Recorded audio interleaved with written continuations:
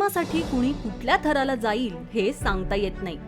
गोंदियामध्ये एका महिलेने प्रियकराच्या मदतीने आपल्या पतीचा खून केलाय। या घटनेमुळे गोंदिया हादरला आहे।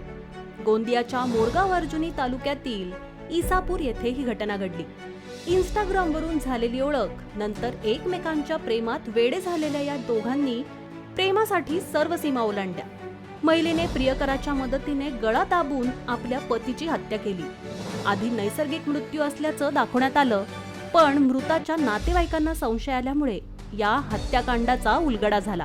त्यानंतर पोलिसांनी दोघांना देखील गोंदिया जिल्ह्यातील इसापूर येथील हत्या प्रकरणाला वेगळं वळण आलं असून मेघश्यामचा खून प्रियकराच्या मदतीने केला असल्याची कबुली मृतकाच्या पत्नीने दिली आहे। या महिलेच्या प्रियकराला पळून जात असताना यवतमाळ जिल्ह्याच्या पुसद येथून पोलिसांनी अटक केली।